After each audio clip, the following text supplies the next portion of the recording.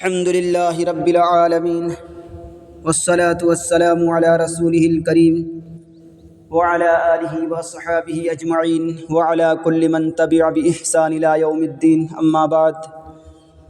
میرے محترم بزرگ و عزیز بھائیو، السلام علیکم۔ اللہ تبارک و تعالیٰ کا فضل و کرم ہوا کہ ہمیں دین کی مجلس میں آنے کی توفیق عطا فرمائی، تو اللہ تعالیٰ سے دعا ہے کہ صحیح بات کرنے کی، سننے کی، اس پہ عمل کی توفیق عطا فرمائے۔ پہلے تو ہم اللہ کا شکر گزار بنیں کہ اللہ تعالیٰ ہمیں دینی مجالس میں بیٹھنے کی توفیق دیتا ہے، یہ اللہ کا عظیم احسان ہے۔ ورنہ کتنے لوگ ہیں جو فیض کے مجلس کے اندر شریک ہوتے ہیں اور اسی میں ان کی زندگیاں پوری ہو جاتی ہے۔ یہ عظیم احسان ہے ہم پر اللہ کا۔ اللہ جب ایک عبادات کے بعد جب کسی دوسرے عبادت کی توفیق دیتا ہے تو سمجھ لو کہ اللہ نے پہلی عبادت کو قبول کر لی ہے۔ تو اللہ ہمیں ذکر کی مجلس میں شریک ہونے کی توفیق دیتا ہے، تو یہ دلیل ہے کہ اللہ ہماری مجلس کو قبول کر رہا ہے۔ یہ اللہ کا عظیم احسان ہے، اور ہمیشہ اپنے اللہ کا ہر نعمت کا شکر گزار ہونی چاہیے۔ ہر نعمت چھوٹی ہو یا بڑی ہو، ہر نعمت کا شکر گزار ہونا چاہیے، اور ہم اپنے آپ کو نیک بننے کی کوشش کریں، اور کبھی بھی اپنے نفس پر، اپنی ذات پر اعتماد نہ کریں۔ ہم اور آپ کتنے ہی بڑے صوفی کیوں نہ ہو، متقی اور پرہیزگار کیوں نہ ہو، لیکن اپنی ذات پر، اپنے نفس پر کبھی اعتماد نہ کرے۔ نفس ہمیشہ برائیوں کی دعوت دیتا ہے، ہمیشہ برائیوں کی دعوت دیتا ہے۔ حضور پاک صلی اللہ علیہ وسلم فرماتے ہیں کہ دو دشمن ہیں ہمارے، ایک تو شیطان ہے اور ایک وہ نفس ہے جو خود ہمارے بدن میں بیٹھا ہوا ہے۔ شیطان سے تو ہم لا حول سے بھی بچ سکتے ہیں، لیکن نفس سے کیسے بچ سکتے ہیں؟ وہ تو ہمارے پہلوؤں میں بیٹھا ہوا ہے۔ اسی لیے کبھی ہمیں مطمئن نہیں ہونا چاہیے۔ جناب رسول اللہ صلی اللہ علیہ وسلم کے باب میں ہے، ابو بکر، عمر، عثمان، علی کے بعد اس امت کی سب سے بڑی فقیہہ سیدہ عائشہ رضی اللہ تعالی عنہا امی جان ہیں۔ آپ فرماتی ہیں کہ عورتیں بیعت ہونے کے لیے آتی تھی رسول اللہ صلی اللہ علیہ وسلم کے پاس۔ اللہ کے نبی نے کبھی کسی عورت کے ہاتھ کو اپنے ہاتھ میں لے کر بیعت نہیں فرمایا، حالانکہ آپ معصوم ہیں، آپ گناہوں سے بالکل پاک صاف ہیں، آپ نبوت سے پہلے بھی معصوم ہیں، نبوت کے بعد بھی انبیاء معصوم ہوتے ہیں۔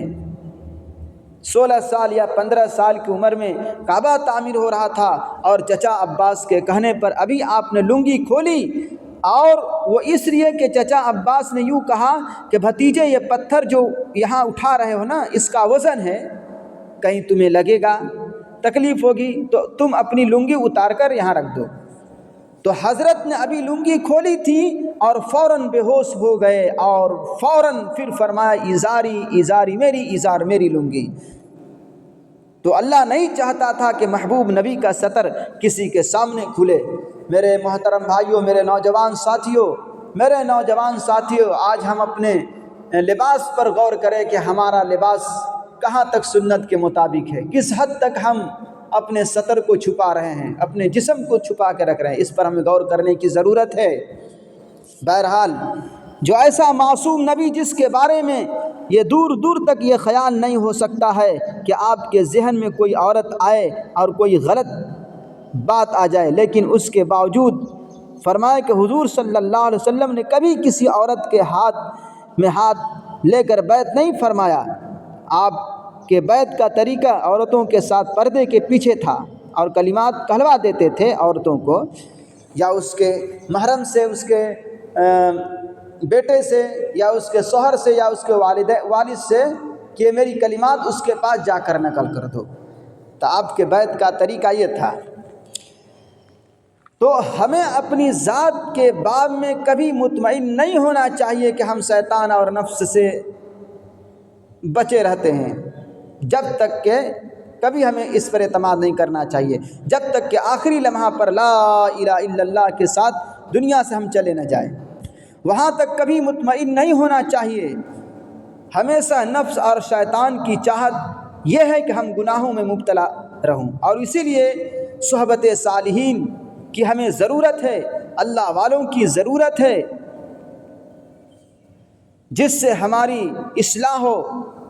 اور یہ مجلس اسی لیے قائم کی جاتی ہے کہ ہمارے ایمان میں تازگی ہو جائے، اللہ کی محبت پیدا ہو جائے، اللہ کے رسول صلی اللہ علیہ وسلم کی سنت کے مطابق ہماری زندگی ہو جائے۔ یہ مجالس اسی لیے ہوتی ہے کہ ہم اللہ کی عبادت کرنے والے بن جائے، اپنے مسجدوں کو فرض نماز کے ذریعے آباد کرنے والے بن جائے، اپنے بچوں کو قرآن پڑھنے والے بن جائے، اپنے گھر میں دینی ماحول بنانے والے بن جائے، ہم اللہ اس کے رسول کے احکام کے مطابق اپنی زندگی گزارنے والے بن جائے۔ اسی لیے مجلس قائم کی جاتی ہے۔ لیکن افسوس کی بات ہے میرے محترم بھائیوں کہ ہم زبان سے تو بڑے دعوے کرتے ہیں، بہت اقرار کرتے ہیں، بڑے پوسٹر لگاتے ہیں کہ ہم عاشق رسول ہیں، مگر ہم نے کبھی اپنی زندگی میں جائزہ لیا کہ رسول اللہ صلی اللہ علیہ وسلم صبح سے لے کر شام تک اپنا دین کیسے گزارتے تھے؟ شام سے صبح تک آپ کی رات کیسے گزرتی تھی؟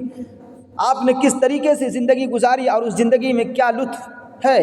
اور وہ زندگی جس میں دنیا اور آخرت کے کامیابی کا راز ہے، کبھی ہم نے اس پر غور نہیں کیا، صرف ہم جذبات کے سمندر میں بہتے چلے گئے۔ تو جذبات میں آ کر آواز کو بلند کرنا یہ اچھی بات نہیں ہے۔ ہم صرف زبان سے اپنے نبی کو رہبر مانتے ہیں، لیکن جب عملی میدان میں ہم آتے ہیں تو صرف نام کو امتی رہ جاتے ہیں۔ تو میرے محترم بھائیوں، میرے دوستو، ہم کام والے امتی بنیں، ہم کام والے مسلمان بنیں، نام والے مسلمان نہ بنیں۔ لیکن افسوس کہ مسلمان سب بھول گئے، بس وہ فیشن کی زندگی، موبائل کی زندگی، عیاشی اور عریانی کی زندگی، نہ نماز کی پڑھی، نہ دین کی سیکھنا، نہ قرآن پڑھنا، کچھ نہیں۔ خدا پاک کی قسم سوائے پچھتاوے کے کچھ ہاتھ نہیں۔ اس لیے میرے بھائیوں، بزرگوں، دوستو، مرنے کی بات کی زندگی یعنی اصل زندگی تو موت کے بعد کی زندگی ہے۔ اس مختصر سی زندگی میں محنت کرنا ہے، اور اسی محنت کو لے کر کہاں جانا ہے؟ ہمیشہ ہمیشہ کے لیے جنت میں جانا ہے، ہمیشہ ہمیشہ کے لیے جنت میں جانا ہے۔ اسی لیے ہمیں فکر کرنے پڑے گی، اپنے گھر میں دینی فکر، اپنے بچوں میں دینی زندگی، دین زندہ کرنے کی فکر، اپنے نوجوانوں میں دین زندہ کرنے کی فکر۔ یہ غفلت کی ساتھ، سستی کے ساتھ، بے توجہی کے ساتھ زندگی گزارنا اپنے آپ کو جہنم کے گڑھے میں پھینکنا ہے۔ تو اس لیے میرے محترم بھائیوں، میرے دوستو، ہم کم سے کم اللہ کے احکام کے مطابق زندگی گزاریں تاکہ ہم اس زمانے کی فتنے سے اپنے ایمان کو تو حفاظت کریں۔ نماز ایک ایسی عبادت ہے جو ہر ایک بیماریوں سے، ہر ایک برائیوں سے ہمیں بچا لیتی ہے، ٹھیک ہے؟ تو ہم نماز کی پابندی کریں اور اللہ کے احکام کے مطابق، جناب رسول اللہ صلی اللہ علیہ وسلم کی سنت کے مطابق اپنی زندگی کو بنائیں گے تو اللہ ہمیں ہر ایک گناہوں سے بچنے کی توفیق دے گا۔ السلام علیکم۔